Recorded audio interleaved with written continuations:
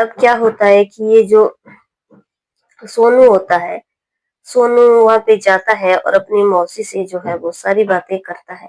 अब मौसी को भी शायद इस चीज की जरूरत थी और मौसी भी जो है उसका विरोध नहीं करती है और दोनों में वही काम होने लग जाता है जो कि पति पत्नी में होता है। राधे राधे, नमस्कार। आप सब लोग का मेरे वीडियो में बहुत ज्यादा हार्दिक अभिनंदन है। आप सब लोग कैसे हो दोस्तों? आई होप आप सब लोग बहुत ही अच्छे से होंगे, राजी खुशी से होंगे। बता दें कि हमारे यूट्यूब चैनल का नाम है डेली न्यू क्राइम स्टोरी, जहाँ पे आपको क्राइम की कहानियां लगातार सुनने के लिए मिलती हैं, देखने के लिए मिलती हैं। तो आज की कहानी भी कुछ ऐसी ही है। उम्मीद करती हूँ कि आप पूरी कहानी को सुनोगे। एक परिवार होता है दोस्तों, परिवार में जो है वो एक हस्बैंड वाइफ होते हैं। हस्बैंड जो है वो काम के सिलसिले से अक्सर बाहर आते जाते रहते हैं और वो बिजनेस करते हैं। अब पत्नी घर पे अकेले रह जाती है क्योंकि महाकुंभ का जो है वो दौर चल रहा था। तो पत्नी को ये लगता है कि उसको जो है वो कुंभ में जो है वो स्नान करके आना चाहिए, क्योंकि 144 ईयर के बाद जो है वो कुंभ आया हुआ है, महाकुंभ।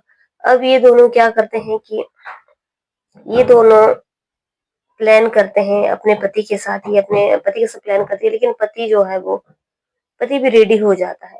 अब अचानक इन दोनों का जो है वो प्लान कैंसिल हो जाता है, क्योंकि पति के पास जो है वो टाइम नहीं होता है। अब पति जो है वो जब इनके पास टाइम नहीं होता है तो पति बहुत ज्यादा परेशान होता है। लेकिन अब पति बोलता है कि जो तुम्हारी बहन का जो बेटा है, जिसका नाम दिनेश होता है, तुम दिनेश के साथ जो है वो नहाने के लिए चली जाओ। अब ये जो सोनू होती है ये बहुत ज्यादा प्रसन्न हो जाती है और अ, ये अपनी बहन को फोन करती है और कहती है कि जो उनका जो बेटा है उसे उसी के साथ जो है वो कुंभ नहाने चलना है, क्योंकि इसके मौसा के पास टाइम नहीं है। अब क्या होता है दोस्तों, ये जो मौसी होती है, मौसी की उम्र जो है वो 25-26 साल होती है और मौसी की उम्र लगभग जो है वो उसकी उम्र के ही बराबर थी, जो कि बहन का बेटा था।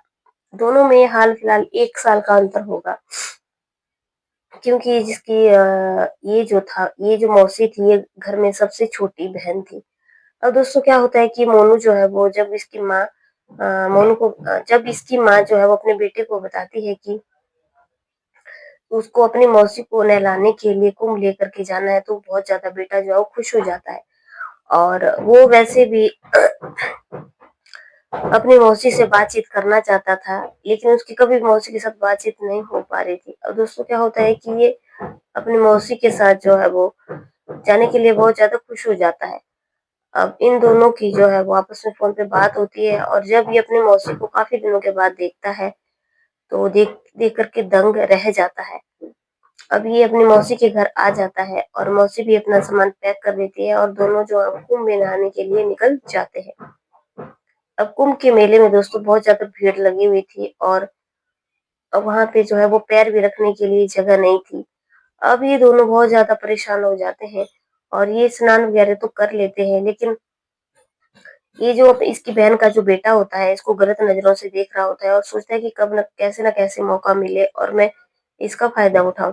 अब दोस्तों क्या होता है कि ये एक पापा की कुटिया में जाते हैं और उनसे बात करते हैं और कहते हैं कि उनके पास सिर्फ थोड़ा सा टाइम है, 4-5 घंटे के लिए उनको उनके तंबू में रुकना है। अगर वो थोड़े पैसे ले लें तो वो उनकी कुटिया में रुक जाए और फिर वो सुबह चले जाएंगे, तो बाबा जो है वो राजी हो जाते हैं और उनसे कुछ पैसे लेकर के उनको अपने होता है कि ये ये दोनों जो है वो उस कुटिया में रुक जाते हैं। जब ये इस कुटिया में रुक जाते हैं तो मोनू जो है वो जब उसको अपनी उसको मौसी को देखता है तो उसको देखता ही रह जाता है। अब धीरे धीरे जो है वो उसके आगे आने लगता है और जो उसकी मौसी होती है वो बिल्कुल भी मना नहीं करती है। अब इन दोनों में जो है वो बातचीत होने लग जाती है और इन दोनों की बातचीत जो है वो काफी आगे तक होती रहती है और जैसा वो चाह रहा था वो वैसा करने लग जाता है। लेकिन जो इसकी मौसी होती है वो बिल्कुल साफ मना नहीं करती है और उसको भी बहुत अच्छा लग रहा था। अब इन दोनों में जो है वो पति पत्नी की तरह जो है वो आपस में बातें होने लग जाती हैं और ये दोनों जो है वो काफी आगे तक जो है वो बढ़ जाते हैं। लेकिन दोस्तों अब इन दोनों का सिलसिला यहीं पे नहीं रुकता है। अब ये वहां से कुंभ से नागर के घर को भी वापिस आ जाते हैं, लेकिन अब इनको जैसे ही मौका मिलता था, ये अपनी मौसी के घर चला जाता था और फिर उससे बातें करने लग जाता था। इन दोनों की उम्र जो है वो दोस्तों लगभग बराबर ही होती है।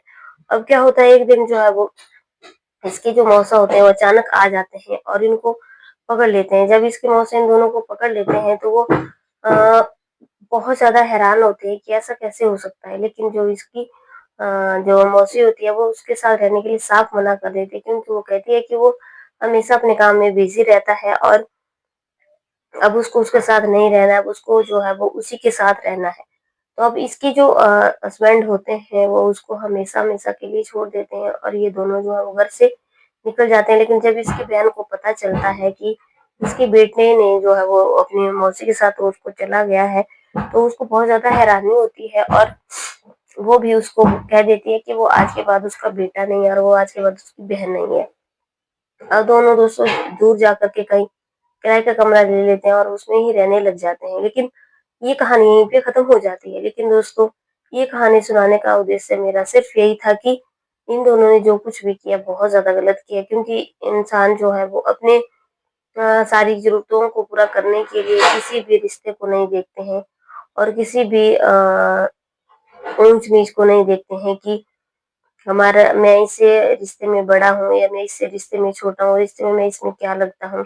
अब इसने क्या करा, इसने अपनी बस-बसाई ज़िंदगी में खुद आग लगा दी और अपनी बहन के घर को भी जो है वो हमेशा-हमेशा के लिए बर्बाद कर दिया। जहाँ पे वो उसकी एक नज़र से उसका बेटा लगता था, वो उसी के साथ जो है वो चली गई।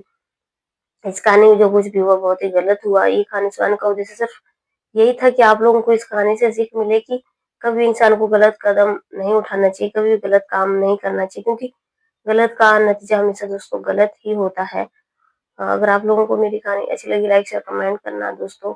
चैनल पर पहली बार आए हो तो चैनल को सब्सक्राइब करना। अगर हमसे कोई गलती हुई हो तो अपनी बहन बेटी दोस्त समझ करके हमें माफ कर देना। तो चलिए कल की वीडियो में फिर से मिल जाएगी। जय हिंद, जय भारत।